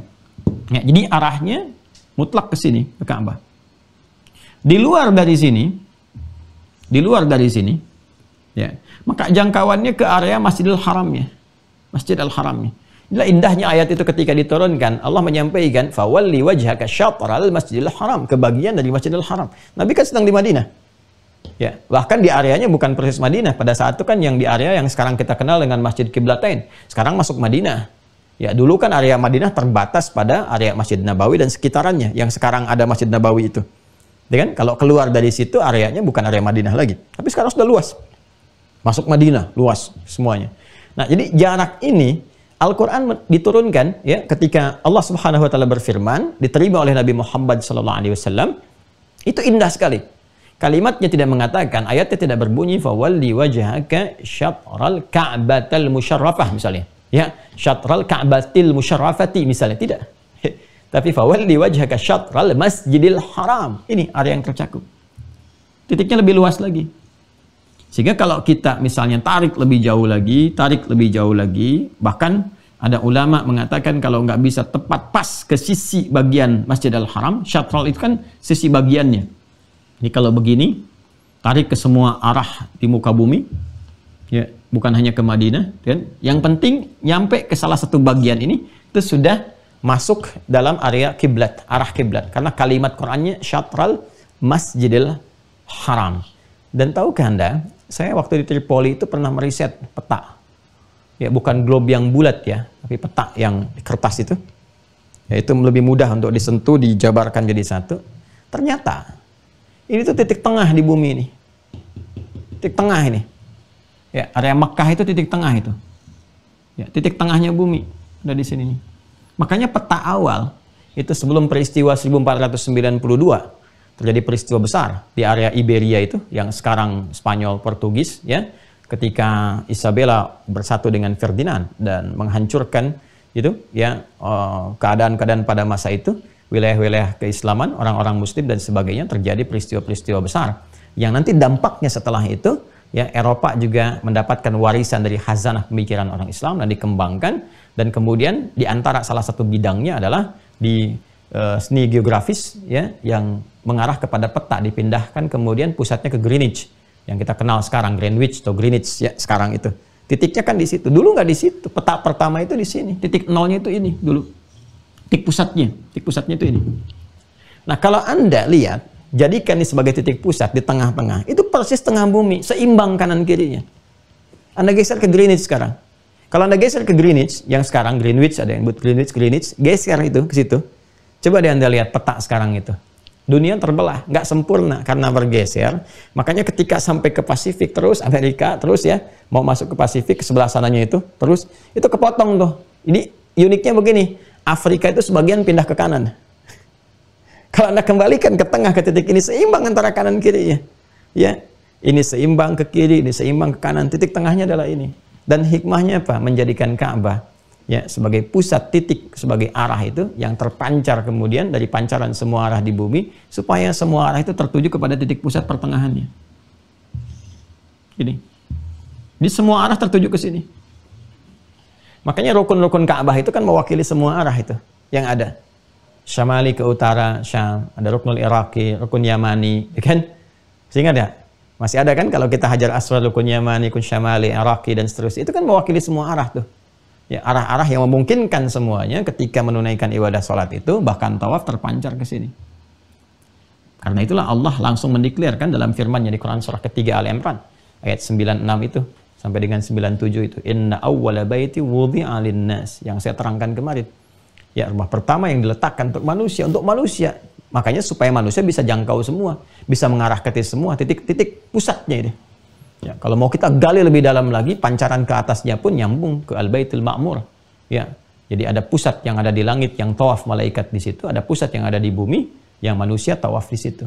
Dan malaikat ketika turun bertugas ke bumi itu meminta izin pada Allah untuk tawaf dulu, seperti mereka tawaf di langit, mereka tawaf di bumi. Ya, itu ada kitab khusus yang membahas itu. Sudah, saya kira sudah di-scan ya? Sudah di-scan ya? Sudah. Nanti ada di antara bab terakhir skanan di kitabnya Al-Azraq itu, Akhbar Makkah, itu ada babnya di situ sendiri. Ya, nanti di pendalaman kalau Anda ingin dalami di sesi Zoom, saya bisa bacakan kitabnya sehingga literasi keilmuannya lebih dalam. Ya. Ini gambarannya. Jadi cukup bagi kita di Indonesia saat ini, ya, mengetahui arah kiblat yang diarahkan ke sini, Al-Masjid Al-Haram, sisinya. Ada para ulama yang memperluas kalau sama sekali sulit sampai ke sini, karena kan ini kalau ditarik skalanya lebih jauh lagi gitu kan. Nah, boleh jadi nggak spesifik ke sini, mungkin masuknya mendekati ini. Nah, maka ada batas Al-Haram namanya, batas Al-Haram. Makanya kalau kita ke Mekah itu sudah ada hududul haram, batas Al-Haram yang sudah berlaku hukum-hukum di situ. Ya, hukum-hukum di situ spesifik untuk orang Islam saja. Kemudian ada berbagai hal yang berlaku dan nggak berlaku di tempat lain. Ya, seperti dilarang di sini untuk berburu, kan? Apalagi menumpahkan darah dan sebagainya. Ini berlaku hukum-hukum yang tidak berlaku di tempat-tempat yang lainnya. Ini Al-Haram. Jadi ada Al-Haramain Asy-Syarifain, satu wilayah Al-Madinah Al-Munawwarah, yang kedua ada wilayah Makkah Al-Mukarramah. Ada batasnya sendiri dikenal dengan batas Al-Haram. Batas Al-Haram ini bukan Masjid Al-Haram. Ya, batas wilayah untuk memasuki ini Masjid Al-Haram. Ya, wilayah kota Mekah terkhusus tersendiri. Jadi di Mekah pun luas Mekah itu. Provinsi sendiri ada gubernurnya, ya. Ini bagian kota sucinya. Nah, di wilayah Mekah yang luas itu nanti ketika kita masuk Mekah, sebelum masuk Masjidil Haram, masuk batas haramnya dulu. Batas haram. Nah, ulama membagi 3 bagian terkait dengan arah kiblat ini. Pertama, spesifik Ka'bahnya di sini. Kedua, Al-Masjidil Haram, kan? Yang ketiga, wilayah Al-Haramnya tersendiri. Jadi kalau wilayah Al-Haram, Masjid Al-Haram spesifik ngadepnya ke sini, ke Ka'bah. Kan? Kemudian di luar Masjid Al-Haram, di luar batas ini, bahkan batas Al-Haram keluar, ya paling tidak menjangkau ke Masjid Al-Haram, kalau enggak tepat persis ke arah Ka'bah. Kalau kita tarik lebih jauh lagi, terus kan ikan tanah suci, kita tarik sampai ke tanah kusir, tanah abang, terus ya kan? Jauh, lebih jauh lagi tuh. Belum tentu ketika kita lakukan pas benar sampai ke Ka'bah tuh. Yang penting nyenggol nggak ke arah Masjidil Haram. Ya kan? Nah, kalau misalnya nggak spesifik karena kecil juga dari jauh, belum tentu pas Al-Haramnya. Nah, ini bisa diukur. Nah, sekarang teknologi sudah maju. Ya, teknologi sudah maju. Jadi jangan sampai ini sudah jelas ke arah sini, Masjidil Haram. Wah, begitu dicek-cek lagi ternyata salah tuh. Arahnya ke Manchester United misalnya. Tuh kan? Nah, jadi persoalan. Ya. Nah, ini yang kita betulkan, arahnya kita sesuaikan. Jadi, bagaimana cara menghadap ke arah kiblat, mengarahnya seperti apa? Ya, pertama, kita bahas dulu secara umumnya, maka diarahkan. Kalau sudah paham definisi kiblat, dalil semuanya, arahkan diri kita ketika sholat, menghadapnya kemana? Kan? Paling minimal tertuju ke arah Al-Haram, ya, atau Al-Masjidil Haram, sini. Ya, spesifiknya kalau mampu betul pas ke arah Ka'bahnya. Ya, kalaupun tidak memungkinkan pas di sini, maka fawalli wajhaka syatral Masjidil Haram. Ini kondisi yang normal. Dalam kondisi Masjidil Haram, bagian titik arahnya diarahkan mampu menghadap ke sana. Ya, ini yang bisa kita lakukan secara normal pada umumnya. Pengetahuan tentang itu bisa dilakukan dengan 3 cara. Ya, cara klasik. Cara klasik pertama menggunakan matahari untuk waktu siang. Jadi dengan melihat posisi matahari kita bisa menentukan. Di kita kan enaknya demikian, ya, terbit di timur, terbenam di barat, dan arahnya kan ini ke barat kalau dari kita, dari Indonesia pada umumnya. Jadi dengan kita melihat matahari, terbitnya dari mana? Oh, dari arah sana, berarti itu timur. Tinggal langsung lihat lawannya barat, berarti menghadap kiblatnya ke arah sana. Ya kan? Nah, karena itu memposisikan yang dicontohkan Nabi dengan bayangan, cara klasik pertama, ya kan, bayangan itu juga sangat menentukan. Ya, Anda ketika tanam tongkat, ya kan, kalau ingin nggak melihat ke matahari, tinggal melihat ke bayangan tongkatnya sekaligus menentukan waktu-waktu sholat. Itu ada ilmunya sendiri. Ya, ada ilmunya sendiri. Nah, tapi kalau Anda ingin cepat, ya tinggal lihat aja ke atas. Seperti apa, mataharinya di mana, ya tentukan arah sebaliknya. Oke? Okay? Nah, kemudian teman-teman sekalian, ya kalau di tengah bagaimana Ustaz? Kan Anda bisa melihat dari tengah itu posisinya, ya miringnya kemana. Ya kan? Dari tengah itu kan jelas kalau kita melihat ke jam aja ke waktu, sudah melewati batas pertengahan hari, dia pasti akan miring kan ke arah barat. Nah, itulah barat arahnya. Yang sebelumnya dia dari arah timur. Kalau malam bisa melihat kepada gugusan rasi bintang, itu juga nanti ada ilmunya sendiri secara astronomis, bisa dilihat kan bintang-bintang itu membentuk rasi dan menunjuk arah juga. Makanya para nelayan kan jadikan patokan betul itu. Rasi bintang itu. Ini anginnya mana nih? Angin utara, angin selatan, angin timur, dan sebagainya. Dan sudah jadi pengetahuan mereka itu. Jadi para nelayan itu udah paham kalau ke laut ini ada angin utara nih. Ya kita baru tahunya pantai utara. Itu ya, mereka udah tahu angin tuh. Dari bacaan apa? Dari bacaan rasi bintang. Ya mereka lihat tuh. Oh ini begini, begini. Dan nggak ada kaitan dengan ramalan-ramalan. Ya, oh, ini rasi bintangnya apa? Nggak ada. Itu untuk penunjuk arah. Ya, wabin najmi hum yahtadun. Dan dengan bintang itu mereka bisa melihat penunjuk arah. Ya bisa melihat petunjuk dengan izin Allah Subhanahu wa taala. Jadi nggak ada soal siang malam itu ketahuan kemana menghadap kiblat. Salat siang tahu kiblatnya, salat malam tahu kiblatnya. Ya siang malam salat tuh sempurna sekali. Jelas semuanya, terang dan tanda-tanda alam diikutkan untuk mensupport itu semua. Nah, ini yang klasik. Klasik pertama pakai penentu dari posisi matahari siang, gitu kan? Kondisi kedua menggunakan bintang patokannya, rasi bintang. Ya, kemudian yang paling simpel ya sekarang udah ada aplikasi. Ya, tinggal Anda kemudian sesuaikan, goyang, kalibrasi seperti ini. Udah kelihatan arahnya, tinggal simpan, dah ada derajatnya berapa. Yang sekarang lebih spesifik lagi. Ya, ke daerah yang paling pelosok pun sudah ketahuan derajat kiblatnya ukurannya sekian. Tinggal sesuaikan, dikalibrasikan, cek, dan nunjuk sendiri. Maksud saya begini loh, kalau Allah sudah mengizinkan sampai semudah itu, belum sholat juga, dengan cara apa lagi gitu. Ya, nah itu imannya yang perlu dikalibrasi itu, ya, petunjuk hatinya. Jadi ini yang ingin ditekankan ya, cara menghadapnya seperti itu untuk menentukan arah. Nah, sekarang kita sudah mengetahui di arahnya ke arah Masjidil Haram, Ka'bah. Paling gampangnya yang nggak susahnya sudah, ya, gunakan presisinya biar tinggi, dikalibrasikan, sudah ketahuan, cek. Ya, makanya cek. Alhamdulillah ini ada masa-masa tertentu saat matahari tepat di atas Ka'bah itu yang kita bisa sesuaikan. Ya, kemana arah kiblatnya, dan biasanya Kemenak sudah memberikan informasi itu, ya bahkan viral juga di media-media sosial. Itu waktu-waktu itu bisa kita cek sampai kita bisa memusatkan titik di rumah mana arah kiblat yang pasnya. Ya, dipastikan ada kiblat itu yang jelas di rumah, di mana Anda sholat, di kamar-kamar. Ya, ini nggak sembarangan. Ingat ya, ingat, mengetahui arah kiblat itu bukan sembarangan, bukan sekedar formalitas untuk kita sholat, tidak. Tapi ini ada penyerta-penyerta berupa rahmat, pengabulan, ya, pendekatan kepada Allah. Jadi kalau benar kiblat kita karena kesungguhan kita memetakan, cek kembali, saya pengen cek supaya benar sholat saya, itu seketika rahmat Allah diturunkan, baru ngecek saja. Dan suasana sholat akan berbeda.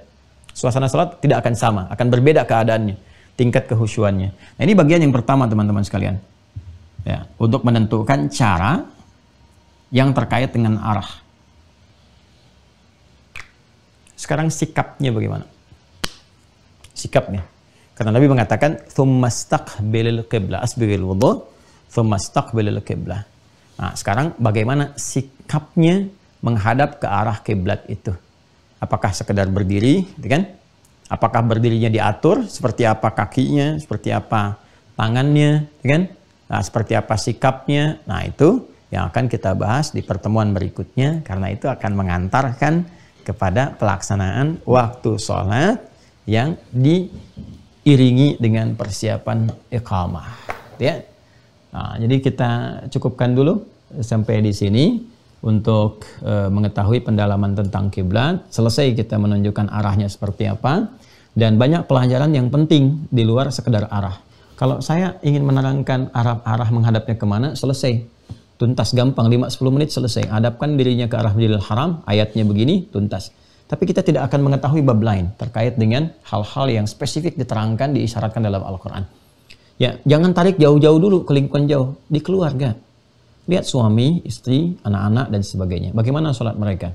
Bagaimana standar ketaatan mereka? Karena ujian pemindahan kiblat itu ujian ketaatan untuk mengukur tingkat ketaatan, penyakit-penyakit yang ada di lingkungan masyarakat, keluarga, dan sebagainya. Nah, itu yang sekarang dipetakan.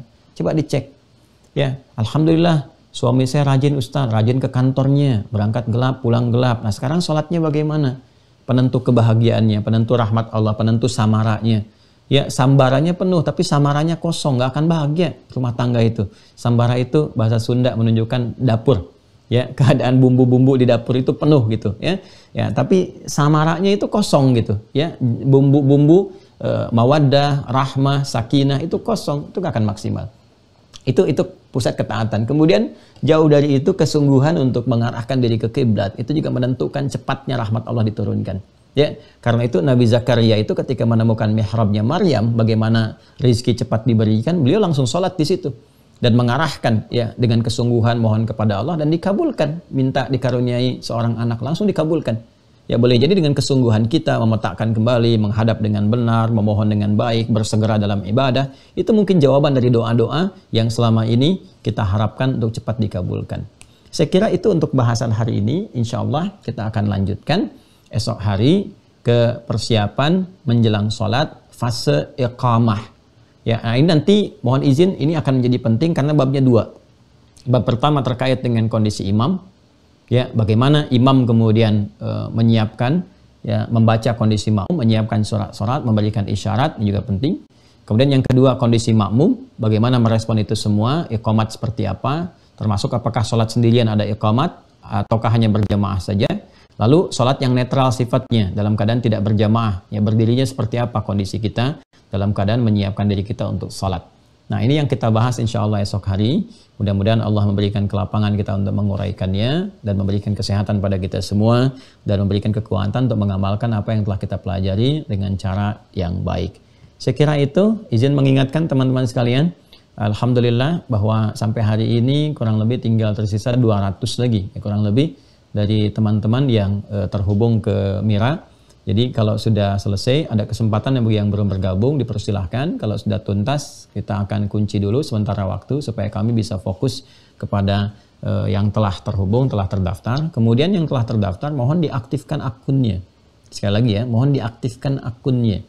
Ya, cara mengaktifkannya, diaktifkan, kemudian ikuti yang petunjuk untuk menjawab soal-soal di awal konfirmasi. Jadi Anda harus mengikuti dulu, jawab dulu itu. Ya, menjawab tuh nggak langsung jawab, tidak. Tapi ada pelajaran dulu sebelumnya, supaya stepnya diikutin. Jangan sampai ikut di tengah-tengah, sudah 62 video, Anda bergabung, ikut, pengen aktifkan akun, pengen nyambung, nanti bertanyanya sebetulnya sudah terjawab di pertemuan-pertemuan sebelumnya. Ya. Nah, jadi itu tolong diikuti fasenya dengan sabar, dan mudah-mudahan Allah meridhai kita semua. Bila pembahasan ini sudah tuntas, ya, insya Allah kita akan pindah ke fikih siam. Fikih tentang puasa. Jadi saya berharap sebulan sebelum puasa berlangsung, ya, atau bahkan kurang dari itu atau lebih dari itu, kita membahas dulu sehingga ketika sampai Ramadan insya Allah semua sudah dijelaskan dan tuntas, tinggal ibadah saja. Karena saya tidak akan memberikan taklim live dan semacamnya saat Ramadan. Ya, saya akan fokus untuk meningkatkan ibadah. Mudah-mudahan juga diberikan waktu oleh Allah kesempatannya hidup sampai dengan Ramadan dan sesuai dengan ajal yang telah Allah tetapkan sehingga bisa meningkatkan ibadah dan memperbaiki kualitas diri. Terima kasih untuk perhatian di hari ini. Semoga Allah muliakan kita, merahmati kita, dan memberikan pahala terbaik seperti yang Allah janjikan sesuai dengan kadar keikhlasan kita semua. Allahumma taqabbal minna innaka antas sami'ul alim wa tub 'alaina innaka antat tawwabur rahim. Allahumma ij'alna minal muti'ina laka ya arhamar rahimin wa bi sunnati nabiyyika sayyidina Muhammad sallallahu alaihi wasallam. Rabbana alhiqna bis salihin ma'al ladzina an'amta 'alaihim minan nabiyyin was-siddiqin wasyuhada'i was-salihin wa hasuna ulaika rafiqa. Allahumma ij'alna min muqimis shalah min dhurriyyatina mustaqbilil ka'bata ma'a hikmatiha ya arhamar rahimin. Rabbana atina fid dunya hasanah wa fil akhirati hasanah wa qina adzaban nar. Wa sallallahu ala sayyidina Muhammad wa ala alihi wa sahbihi ajma'in wa akhiru da'wana subhanakallahumma bihamdika asyhadu an la ilaha illa anta nastaghfiruka wa natubu ilaik. Walhamdulillahi rabbil alamin. Assalamualaikum warahmatullahi wabarakatuh.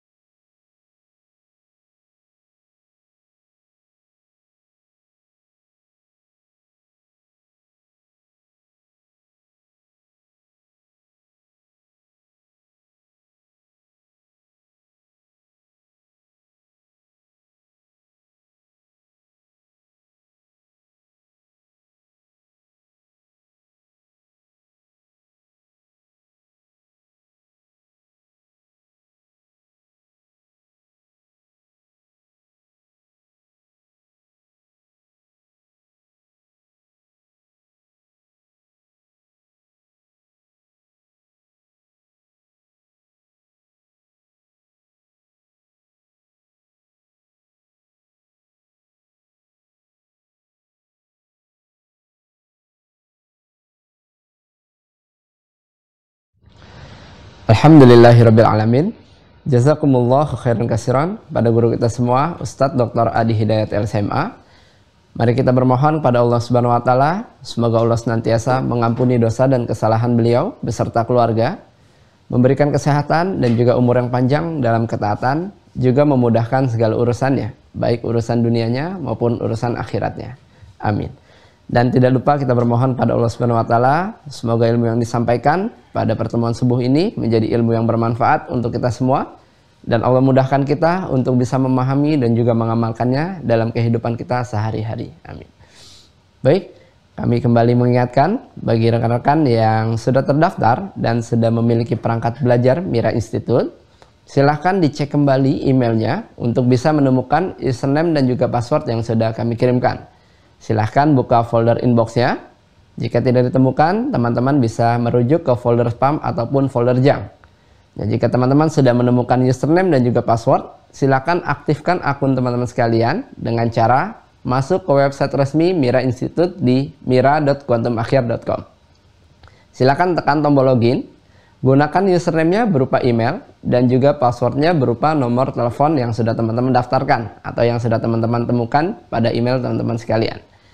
Untuk passwordnya, teman-teman bisa menggunakan dua cara. Pertama dengan angka 0 di awalnya, sebagai contoh di 0812 sekian sekian sekian. Jika belum berhasil, teman-teman bisa menggunakan angka 62 di awalnya, sebagai contoh di 62812 sekian sekian sekian. Ya. Penting bagi teman-teman untuk bisa mengaktifkan akunnya, agar teman-teman bisa menikmati setiap fitur yang sudah disajikan di website resmi Mira Institute. Seperti teman-teman bisa mendownload kitab-kitab rujukan ataupun materi yang sudah di-scan dan sudah di-upload oleh admin. Teman-teman juga bisa mereview kembali video-video kajian di Mira Institute secara utuh dari awal pertemuan. Dan teman-teman bisa mengevaluasi pemahaman teman-teman sekalian dengan menjawab beragam macam pertanyaan yang sudah disajikan di website resmi Mira Institute. Dan yang terpenting, data teman-teman bisa terbaca oleh sistem kami. Jadi saat ada kajian secara offline, teman-teman berkesempatan untuk bisa menghadiri kajian offline dan mendapatkan undangan dari tim Mira Institute. Ya. Dan bagi teman-teman yang ingin tergabung menjadi keluarga besar Mahasantri di Mira Institute, silahkan daftarkan diri teman-teman sekalian di website yang sama di mira.quantumakhir.com. Silahkan tekan tombol daftar, maka teman-teman akan diarahkan ke aplikasi UH Corner, atau teman-teman bisa langsung mendownload aplikasinya di Google Play Store. Silahkan cari UH Corner. Di halaman utama aplikasi UH Corner, silahkan pilih paket buku spesial Mira Institute sebagai syarat wajib untuk tergabung menjadi mahasantri di Mira Institute. Pastikan saat teman-teman mendaftar emailnya aktif dan nomor teleponnya ada WhatsApp ya, agar tim admin bisa mengirimkan username dan juga password, juga informasi lanjutan seputar kegiatan di Mira Institute. Ya. Setelah teman-teman terdaftar, pastikan teman-teman mengaktifkan akunnya seperti yang sudah kami sampaikan sebelumnya. Dan bagi teman-teman yang berada di luar negeri, silahkan hubungi tim admin Mira khusus luar negeri pada nomor yang sudah tertera pada layar teman-teman sekalian, agar teman-teman yang berada di luar negeri bisa dipandu untuk melakukan pendaftaran. Dan bagi teman-teman yang berada di dalam negeri, jika ada yang ingin ditanyakan atau belum menemukan username dan juga password namun sudah terdaftar, bisa menghubungi admin Mira Institute yang berada di dalam negeri, seperti yang sudah teman-teman dapatkan nomor teleponnya. Ya. Nah, bagi teman-teman yang sudah tergabung, teman-teman bisa join di grup resminya Mira Institute yang ada di Facebook dan juga Telegram. Silahkan cari namanya seperti yang sudah tertera pada layar teman-teman sekalian. Dan bagi yang ingin mengambil manfaat dari pembelajaran Mira Institute, secara umum teman-teman bisa mensubscribe YouTube channelnya Mira Institute. Silahkan sesuaikan logonya seperti yang ada pada di pojok kiri atas layar teman-teman sekalian. Ya. Dan yang ingin mengetahui video-video terbaru dari guru kita, Ustadz Dr. Adi Hidayat LCMA, silahkan subscribe YouTube channelnya Adi Hidayat Official. Pastikan tekan tombol loncengnya agar setiap notifikasi terbaru bisa langsung masuk ke perangkat teman-teman sekalian. Dan kami ingin mengajak teman-teman sekalian yang ingin mengambil kesempatan untuk pembangunan pesantren Mira Institute, silahkan salurkan donasi teman-teman melalui rekening Bank Syariah Indonesia atas nama Yayasan Mahat Islam Rafiah Akhyar dengan nomor rekening 11144444142. seperti yang sudah tertera pada layar teman-teman sekalian dengan kode bank 451. Ini saja yang bisa kami sampaikan. Saya Fadil, mewakili tim yang bertugas. Jika ada hal yang kurang berkenan, kami mohon maaf. Terima kasih atas perhatiannya. Assalamualaikum warahmatullahi wabarakatuh.